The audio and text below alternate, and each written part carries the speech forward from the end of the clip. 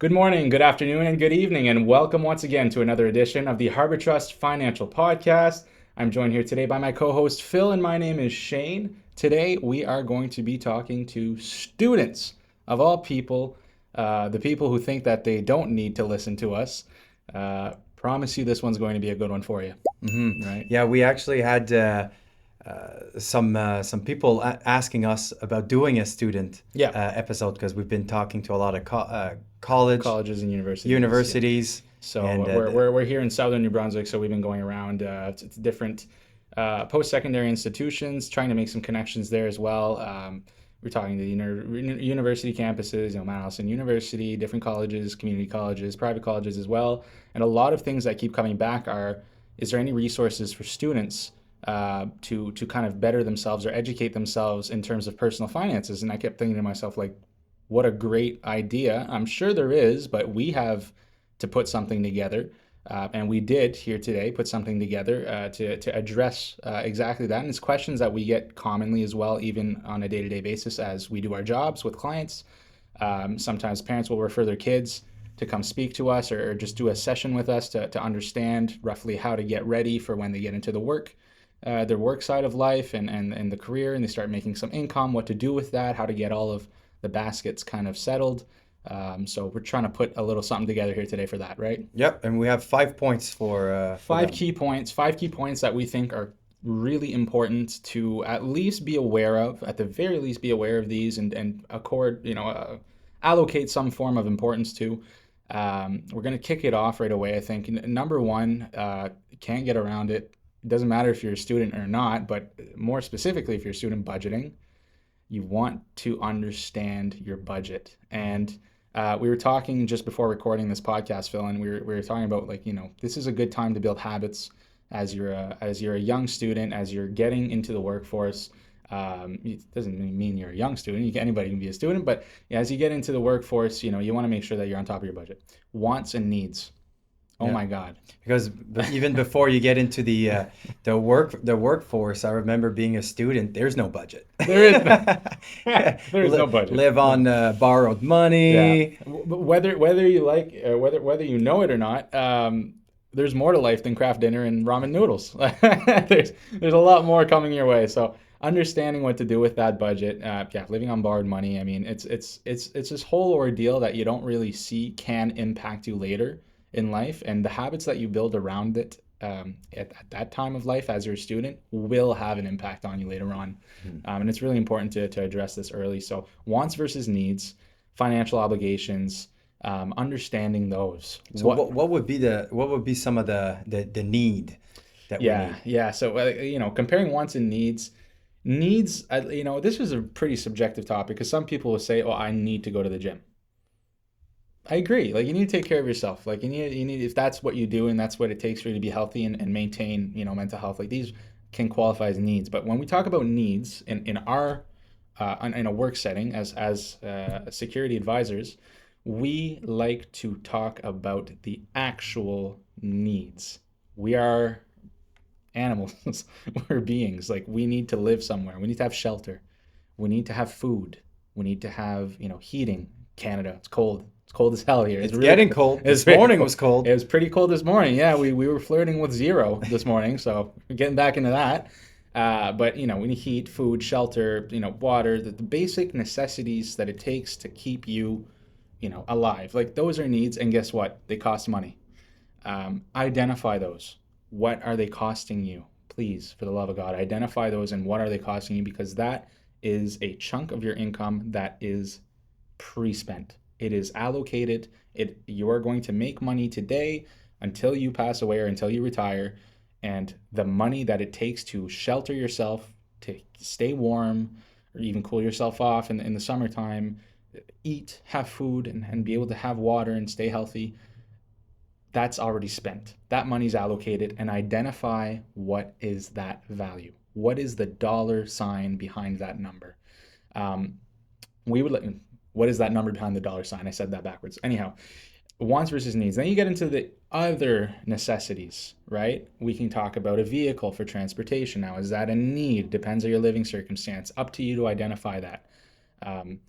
internet, cell phone, insurances. These are all things that are necessary, I would say, to function in today's society. I mean, are they necessary to function? I mean, if you want to go live in the woods and build a cabin and live off your hunting, I mean, there's no problem with that whatsoever. But the reality is most people aren't in that situation. So you need these things. What does that also represent in your budget? Identify the number. And it can be as simple as you have a white piece of paper. Here's the income I make. Here's the salary I'm getting in my first job. Mhm. What am I getting in my bank account? Not what am I getting paid. If your salary is 50 grand, you're not getting 50 grand. We're going to talk about this later on in taxes, but identify what's coming in and what's coming out. It's as simple as that. In, out. Mhm. Portion out the outside of this equation into those needs versus wants. Mhm. Identify what is essential, and then on top of that, then you can start planning on what you want to travel. Maybe you have some objectives, you have some goals. We have something called the pyramid of financial, the hierarchy of financial needs. It's I'm not going to elaborate on that right now because that honestly is an episode of its own. We can dive super deep into this, but I want to make it available to everybody to have in the description. There's going to be a link in the description to click on where we'll have a few resources at the end of this. But the pyramid of financial needs is really important to use as well in terms of understanding wants versus needs, especially when you're just getting started, when you're getting going, you're building the foundation of the rest of your life, essentially. But identify that. It's like your first thing that you need to be able. This is really high level basic stuff, and I can't believe I talked about it for this long, but it's just that it's so important, and I feel like a lot of people neglect it, right? Yeah, there's even people that are currently been working for 5, 10 years, and maybe you've never done a budget before too, and it's okay. Maybe you've never been shown to do a budget. Right. So the good news is in the description. Shane and I were talking. We're going to have a sheet, so it's easy budgeting Yeah, that we're going to do, so you can reference from that. absolutely. And another point I'd like to bring for budgeting, there might be some students right now that they still live with mom and dad, Right. or they live with somebody else and they don't pay rent, that, or they don't pay food or rent, but Right. they are making an income somewhere. This would be the best time to start budgeting properly. If and don't just spend it on whatever it is. I have extra money, let's spend it. Right. Souped up my Subaru, Yeah. souped up my Honda Civic, Yes. right? I mean, But when I got my first car, I'll never forget this. I got a Corolla when I was like 17. God love my parents who helped me out with that. But I remember Googling, like my dad caught me Googling like cool mods to put on the Corolla. And I remember him kind of like looking at me like, you realize that there's no way you're going to do this, right? And I was like so excited about the car. I wanted to make it look a little more sporty. mhm. I'll never forget that conversation just because you brought up souping up the Subaru. It cracked me up a little bit because I was in that position as well as a young student who got their first car. I Like, had a Saturn. don't focus on that. You had a Oh, Saturn? Saturn. Everything was fiberglass. This you couldn't kill that thing. I had an accident and it was like I went right into the ditch, was going way too fast around a curve, and it was like raining outside, and the towing truck was like, "Going a little too fast there, buddy." And I was like, "Oh no, I don't think so." Yeah, He's like, yeah. "Yeah, I think so." You don't know about And this. the car was like right in the ditch, and all it was, the license plate was off, and like it could have been like if it would have been a new car in today's day and age, it would have been probably totaled. Yeah. But You this don't thing, know could about kill this it. race car that I Yeah. have called the Saturn. You don't understand. Anyway, moving on. But anyhow, importance of budgeting, wants versus needs, understand the financial obligations, identify them, and segment them out of your earnings. Mhm. That's already allocated. The rest you can play with, and we'll get into the next part, which is Building credit. build credit. What is Um, credit? Well, you need to sometimes if you want to go and get a loan or purchase a home Sometimes or if you want to like a achieve car things, or like yeah, you need to have good credit. If you have poor credit, unfortunately, sometimes let's say I'll give an example. You want to go purchase a car and you have poor credit. I was talking to these people in the industry that are car salespeople, and yeah, we'll give you a car, but we'll give you 30% interest rate because you oh have my, yeah. So yeah, make sure to have good yeah. credit Gee whiz. is good. So in order to build 30%. a good credit, you know, you can have credit cards. That's one way to build a credit. We'll keep it very basic today, but Yeah. you could have credit cards to help build your credit. You could pay your bills on time, and that's another one to being able to pay your credit. And when we're talking about credit cards, okay, because there's some people that are poor at managing credit cards, like free money. I got like $10,000. Let's go spend it. But you need to repay it, and if you don't repay it on time, then you get dinged on interest. Yeah. So there's 4 points that I'd like to bring up for a credit card in case you don't know, because maybe there's some people out there is like, I'm just paying my balance due or every single month, but maybe you don't need to do that, Right. because there's 4 key points on a credit card. You've got your statement date, you've got your due date, you've got your minimum payment, and you've got your balance due. Okay, so every month you'll get your statement date, but it's your balance due on that due date that it's due. So if you've got, $1,200 on it, $1,500, $1,000, $800, whatever it is, Right. that is on your credit card, but on your due date, on your balance due, it says 250. You don't need to go pay your whole credit card off right now. You can just pay your balance due on the due date. How would I know this? How would I know what these On your numbers app. are? Okay. On your app. Just wanted to make sure we Yeah, bring it out. open your app. It should be right there. If you get letter in the mail on your statement date, should be right on your statement date. But if you use your banking app, you should be right on it. It's pretty easy to find on that side. Now the minimum payment, if you don't have all the funds, you can do at least the minimum payment. But the problem with the minimum payment is the rest that you don't pay on the due date, you'll be dinged on interest. It'll start kicking into the interest. And the interest is just money just giving to the creditors. That's it. You'll never get it back. It's lost money. Yeah, it is lost money. So, and to understand as well, what's important is with a credit card, there's a difference between a credit card and a line of credit that a lot of people don't understand. And, a credit card will be a higher interest product that once you make a purchase on, there's a grace period. There's a period of time, typically about 20 days, if I'm not mistaken. Usually 30. 20 to 30 days. It depends on the credit card. It depends on a bunch of things anyhow. Yeah, American Express, more 45 days. Yeah, okay. There you go. There's So there's different types, but there is a grace period. Understand that when you get the credit card, ask these questions. They should be explained to you anyhow, but there's a time period in which that reimbursing the card is not necessarily stressful because there's no interest on it. Mm-hmm. After that amount of days is done, then what is on the credit card that hasn't been reimbursed on time for the balance due, that now will be charged interest. And that's where things get a little bit scary. That's where you start getting that steep increase effect on your debt. And that's where things can kind of get a bit out of control. So it's to be mindful of those things as well. And shop around too, because there's going to be different credit cards that will do different things as well. Yeah. And benefits and perks. And, benefits and perks, but just the interest rate. Also, there's some credit cards that they're at 11%, 10% right now, 9%, but there's also other credit cards that are going to be at 23%. Right. So they're double. So just be careful on which credit card you're gonna use, and make sure you can pay that credit card and don't overspend so you don't get dinged. Don't spend money that you don't have. Exactly. And to kind of wrap up that point as well, on the line of credit side of things is the complete opposite. It's a product where the interest is lower, but the second that you spend a penny on that line of credit, it is immediately exposed to your interest rate, which is lower, far lower than credit cards for the most part.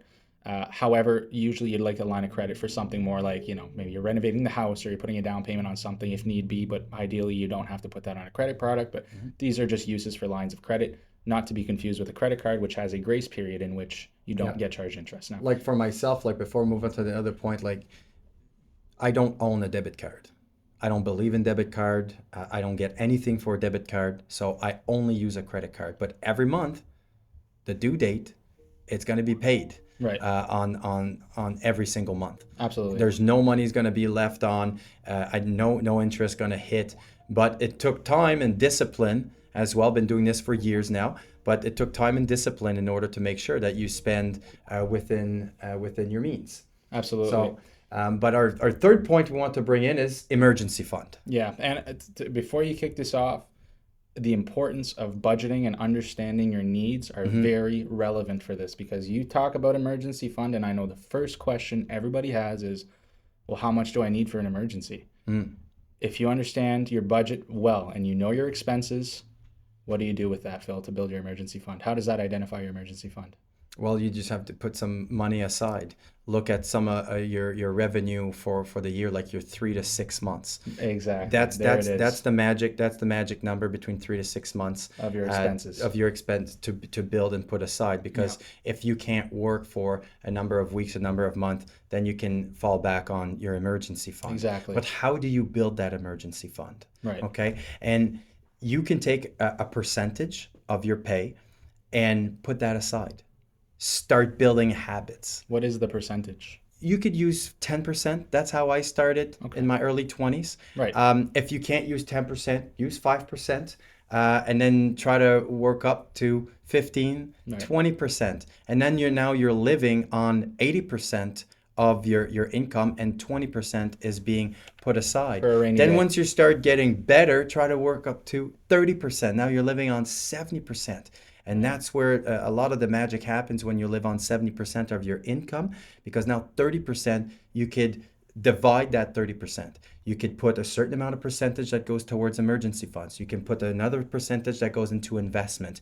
You can put another Right. percentage into some fun activities, trips with the family or whatnot, Right. or for yourself. So the more percentage you're able to put aside, the more fun it gets, because Obviously, you right. get more money. But Right. again, it's living within your means Right. as well. So when you're looking at emergency fund, start with 10%. And if you can't start with 10%, if you can't start with 5% because you're higher in debt, or you have a hard time budgeting and you never have money left over and you're stressful about rent and whatnot, start with $20 a week. Right. Start with $20 bi-weekly. Right. The point is, start a habit. And once you start a habit, then you can work from the habit. After 30 days, how's your thing going? After 60 days, how things are going? Can you put a little bit more money? All of a sudden, yeah, I can increase to another $20 bi-weekly. I can increase another $20 a week, because then you have that habit created, and then you can work up to your 10%. You can work up to your 15, your 20, your Right. 25%. Right. So, but start low, start with the low percentage, by $20 bi-weekly, $20 a week, 10% each pay. But you need to start a habit, and then work up to your 20 to 30% that you can be able to invest. And this is a great opportunity to, like you said, start creating a habit. It's the era of building good habits. When you're getting out of school, you're not, I mean, there's different circumstances, but for the most part, you're not into buying a house right away. You're not into getting a new car right away, right? You're into the little things that are going to build you up to those next big decisions that you're going to make financially. And this is the time to build those good habits, because I promise you, if you don't now, you're not going to do them later, when things are a bit more complex and a bit not chaotic, but there's more factors to play into your finances. And that's not an environment where you're going to build good habits unless you absolutely have to, because you've made poor decisions in the past. However, maximize the use of that period of time in life. I don't want to say you're only going to get it once, because it's not necessarily true, but it's you only get one beginning. You get one start. Just do the right thing from the get-go, right? Just start building those good habits right away, and you're going to save yourself from headaches in the future. Which brings us into talking about putting money aside, with investing 101. Now we can get into a bit more of the fun stuff. RRSPs and TFSAs are the hot topics of anybody starting out in life in terms of putting money aside. Yep, the basics. The basics. There's so much more, but RRSPs and TFSAs are the two combining pieces that you want to start looking at and understanding. I'm not saying go all into them, but I'm saying is understand what they do, what they can bring to you, and the value that they will bring you later. RRSPs are often regarded, and I'm glad I'm bringing this up, because we talked with a client today, myself and one of our advisors on our team, who mentioned RRSPs as being like, I remember I told my kid, like, stay away from those RRSPs, because when you pull out your money from it, you lose half of it anyways. And I thought to myself, like, a lot of people will assume that, which in some cases, like, the client's not wrong. in some cases. If it's poorly managed and not adequately like planned on how to use an RRSP, that can happen in very, very particular circumstances. If you make over $250,000 a year and your tax bracket is through the roof and you're pulling out that much from your RRSP, which is almost nobody, I don't know anybody who's in that position. And honestly, if you're at that net worth and you're at that height in income, the odds are that you understand the RSP and you know what to do to not pay half of what you're pulling out of it back to the government. Mm-hmm. An RRSP is very simple. People overcomplicate this. The money you put into an RRSP is for retirement. Mm-hmm. It's a registered retirement savings plan. If you have any other reason to put that money anywhere else other than retirement, then just don't put it in an RRSP. It's that simple. If you want to have money when you retire, which I think I can speak on everybody in the world when I say that if you retire, the odds are you're going to need some money to keep living, then you can put some into your RRSP. And it does two really good things. Putting money into your RRSP today will, one, lower your taxes, and two, earn you some income for the rest of your life, earn you some investment returns for the rest of your life that you can benefit from later with money that is tax deferred. Tax deferred is the term that we use here. You pay taxes on your paycheck, and then you use that money to put it into an RRSP, which you then take off of your income at the end of the year. For example, I make 50 grand a year. I put 1 grand into my RRSP. I'm going to claim 49 grand. I will pay taxes on 49 grand, not 50. What happens with that $1,000 is it now can be invested into funds through the RRSP, and that money that you make on that investment will serve you in 20, 30 years from now. It can be 10, 15, 5 years, depends how soon you're planning on retiring or how old you are when you're listening to this, but that money will now grow tax sheltered. Mm-hmm. It will grow, and as it grows, you're not owing taxes on it. And then when you pull it out, you pay some taxes on it, just like you pay taxes while you're working. You pay income tax. That's it. It's not half of it getting ripped out of your account as you pull it out. That's not true. And if you're using an RRSP as an emergency fund, of course you're going to have that opinion about it. And that's typically where it comes from, is people have an RRSP because they were told it's a good idea to invest for retirement, but they didn't diversify their investments with a TFSA. An emergency happens and they use their RRSP to compensate that emergency, and then they have to pay taxes on the money that they pulled out. That sucks. That's not fun. Some of the issue I see in a lot of our meetings with clients is a lot of clients just wants to go straight to investing. Yeah. Okay, straight to investing. I want to go invest. I want to make some 10, 15%. I want to get some ROI, return on my investment. But they don't have an emergency fund. That's like the first step. And the first step. And that's why I want to go back. Yeah. Our third point is build an emergency fund first. Then focus on those. And then focus. Because if something happens and you don't have an emergency fund and you're just investing and you lose your job, you get hurt, you get sick, and you need some income and you need to pull that out from your investment, guess what? Then you're going to get taxed. That's where then you're losing some. Yes. Then you're losing some money by pulling out the investment. Exactly. Okay, so build your emergency fund. Second, we're going to go and invest on that thing. And a great vehicle for your emergency fund can be the TFSA. Exactly. And there it is. That's why the combination of both is so key early on, because the TFSA just means tax-free savings account. I'm going to keep this simple. Mm-hmm. You put money into this, you invest it. One, the money is now tax sheltered, just like it was in the RSP. It can grow in this account without owing taxes on it. Two, you can pull out of the TFSA anytime. No penalties. You don't pay taxes on it. It's a tax-free savings account, tax-free. If you pull out from it, if you make money in it, there's absolutely no tax implications. That's the point of this account.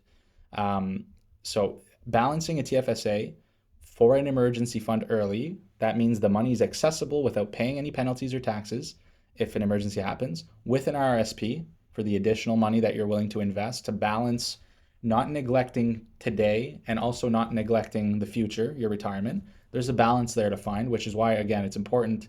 I think all this can come down to, we recommend obviously consulting with a financial security advisor like ourselves. If you're planning on moving forward in your career, or you're getting out of school and you just started a new job, there's going to be a lot of things that are important to get right from the get-go. Mm-hmm. Reach out to somebody like us. and we'll be able to guide you adequately. But there's a balance between the RRSP and the TFSA to have there. And it's a good point you made there, Phil, on the emergency fund, to balance not needing to pay penalties when you pull out from your RRSP. That's for later. The RRSP is like seriously, strictly for retirement for later. You shouldn't even have to question, I need to pull money out of this RRSP for this or for that. That's completely inefficient, and it's not a good use of that money that you're really going to wish you had when you retire. So don't overcompensate in an RSP. Don't neglect it either. But early on for your emergency fund, TFSA is going to be your best friend. And later on, as you grow your income, as you grow your career, RRSP is also going to be complementary there. Our last point and the fifth point is understanding taxes. Okay, because when you get out of school and you go get a job, or if you go into the entrepreneurship or whatnot, but we're going to be talking more about go get a job. And let's say an example, you're making $60,000 a year or $80,000. I'll use the example of 60,000, but you're not getting $1,150 a week, or you're not getting $2,300 bi-weekly. Which I'm assuming is 60K divided by 52 and 26. 52 and 26 weeks, okay? Because there's going to be some taxes implemented. There's going to be a tax bracket. So which tax bracket you're going to be in. So you'll have to pay those taxes, going to be deducted, your net income versus your gross income. But you need to understand that part. I don't want to cut you off here, but you said two really good words that I think a lot of people should understand the definition of, because these are very common terms used, net and gross. Gross just means nothing is taken off of it. The amount. You're making $60,000 a year. That is gross. That is gross. That's your salary. That's gross. Net means everything that has to come off of it. Taxes, CPP, EI, you know what I mean? If that's the case, if you pay into it. All of these things, your Canadian pension plan, CPP I mentioned, that once it's taken off of your 60K, whatever's left is your net amount. And I just really wanted to make a little parenthesis there because those I think are really important to know how to differentiate. But you were saying, so tax brackets, understand them. 60K doesn't mean you're making $1,150 a week or $2,300 bi-weekly. Money's coming off of that. Don't assume that that's all of your money. Exactly. It's the government's money, whether you like it or not. That tax bracket is the government's money. And we're not in Dubai. We're not in Dubai now, unfortunately, right? Yeah, Moncton, New Brunswick is pretty far from it, but exactly. We're humbly proud of it. But understanding the gross versus the net, and once you have your net income, then you'll be able to do the budgeting that loops back to our first point. Yeah. Okay. So understanding those five components. So we'll say it back. We got budgeting, building credit, emergency funds, investing 101 for young adults, and understanding taxes. Understanding your taxes. So I hope this combines a good little summary for students. I think we covered some pretty important topics here. If you have more questions, please feel free to send us a message or just comment on this video or comment on the Spotify, wherever you're listening. Just reach out to us. We're more than happy to answer questions. And once again, just want to bring up, we have a link in the description where you can go get a budgeting template. So to help guide you through just kind of how to separate those income, expenses, and finally end up with, segmenting what's needs and wants. And we also had another piece called the Pyramid of Financial Needs, the hierarchy of financial priorities. You name it what you want. However, this is a really good concept to understand to help you put together. It's a really good visual example of building blocks in life in terms of finances. And I think it lays out in a very clear fashion what are the important things and what becomes not less important, but what are the next steps in order, right? To not jump to any factors and neglecting certain important aspects of financial planning as you get through life. So these two resources are available in our description. Just click on the link and check it out. And again, reach out to us for any questions. Once again, this was the HarbourTrust Financial Podcast. I think this is a really important episode. I'm really glad that we did it, Phil. And if you want Shane's picture on the balance sheet, there's extra charge for that. If you want my picture on the balance sheet, there's going to be an extra charge on it. It's completely free resources, and you won't be seeing my face anywhere on those resources, I promise. But tune in next week for another episode here at the HarbourTrust Financial Podcast. Once again, my name is Shane, joined here today by Phil. We hope you enjoyed this episode. Have a great week. And if you're a student watching this, I just want to take a second and say congratulations and more power to you, because This is really important, and the fact that you took the time to listen to this means that you're taking yourself seriously. You're taking that first step into making sure you are financially healthy, and I can't commend that enough. Create those habits. Create those good habits. And once again, we'll see you next week. Bye-bye, everybody.